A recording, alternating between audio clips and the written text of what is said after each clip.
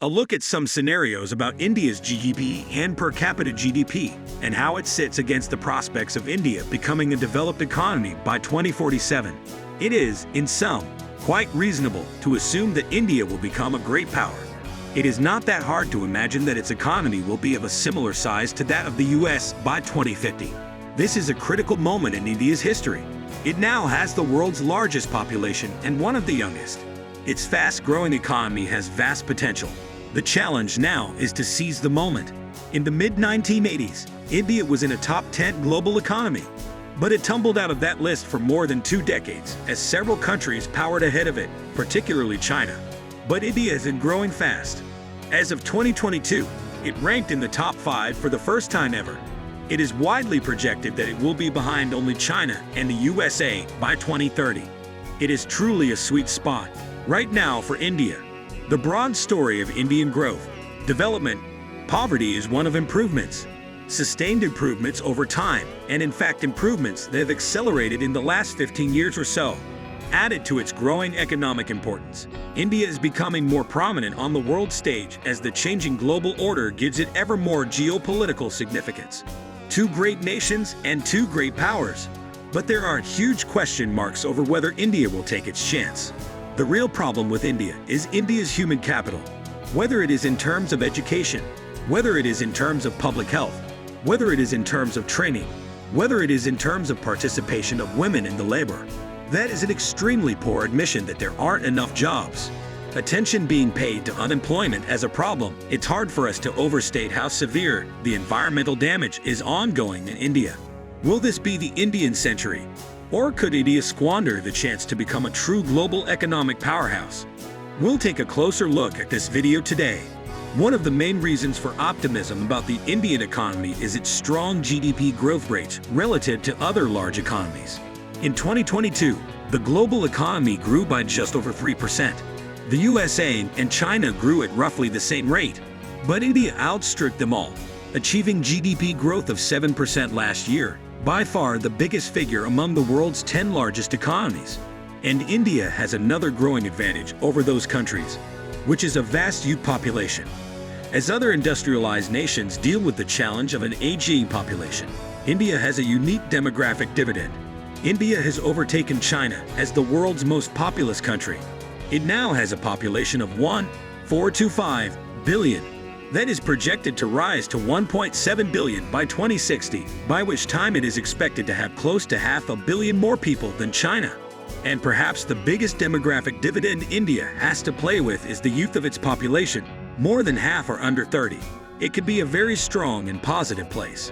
Most of all, a very large reservoir of labor that it possesses, a young population, a large, capable, fairly well-educated population. All these things are in favor of India becoming this powerhouse. Strong economic growth in India is not a new phenomenon, but many experts believe the country is a better place than it was before to capitalize. The rate of growth that we see today is actually lower than the rate of growth that we saw in the 2000s. For example, after the 1991 liberalization, that's when the rate of growth picked up and we had several years of growing at 8% or more. A lot of internal issues that had been there have been sort of cleaned up. A lot of reforms have happened, but also the balance sheets of the banks and the companies which had been in some trouble have all been cleaned up now. So in some sense, India now stands in a situation which is even better than what it was in 2003 when the first wave of this very rapid growth began. India has not been shy about talking up its growing economic prowess. That was clear when the country's Prime Minister Narendra Modi visited the US recently. One area Modi's government has focused on is urban infrastructure such as roads, motorways, and bridges. This year, the government plans to plow a record $122 billion into capital expenditure. That is an area of great improvement. This is infrastructure across transport infrastructure, as well as communications infrastructure. Additionally, amenities are the household levels. So just basic things, including access to toilets, to drinking water, to clean cooking fuel, to electrification, all of that has increased substantially. The World Bank estimates that India needs to spend at least $840 billion on urban infrastructure over the next 15 years if it's to meet the needs of its population. But could India seriously rival long-established economic powers like the USA and China? It certainly lags behind both in one key area, which is exports. China's modern economic miracle can largely be explained by its remarkable manufacturing and export prowess. It's the biggest exporter in the world, ahead of the USA and Germany. You have to go a long way down the list before you get to India.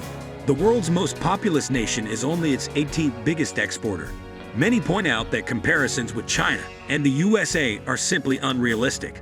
We should recognize that the gap between India and China is really massive. The Chinese economy is 6 times India's size. Chinese per capita income is $12,000 per capita. India's per capita income is $2,000 per capita. The gap between India and China, even when China is slowing down and India is going faster, has only increased in the last decade or so. China clearly has been a manufacturing machine and very successful. India is a little different than where India is not that manufacturing machine. It has not been terribly successful. It has had some successes in some areas, but its past has stayed a lot longer with India than it did with China. So if manufacturing is not a strength, then what makes the Indian economy tick? Agriculture is the main source of work in India. India has done well in some sectors such as textiles and pharmaceuticals. Manufacturing overall accounts for less than 12% of the Indian workforce. Indian export growth has been powered recently by its information technology services. It has also developed a reputation for having a vibrant startup culture. In terms of funding, people have also realized the importance of digitalization. India is thriving in the development of digital infrastructure, helping to connect the country's vast population to a variety of services.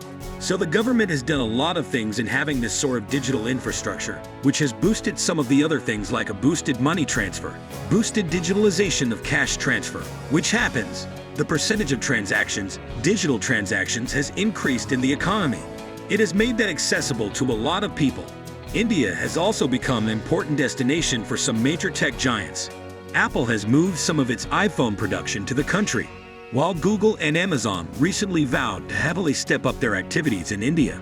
Where foreign investment really, particularly direct foreign investment, but even equity is very powerful, is that it knows where the high returns are better than the local capital does.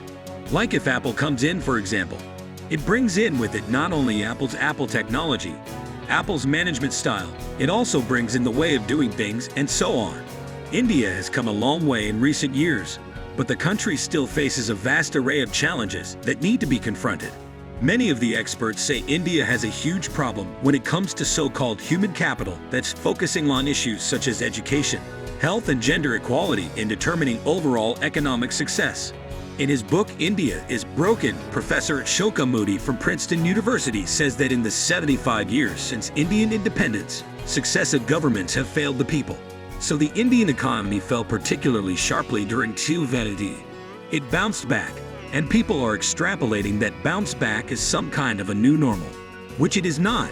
Because if you look at the last 4 years, if you have reached a growth out over the last 4 years, including the year before India has been growing at about 1/2%, which is nowhere close to the forecast being made.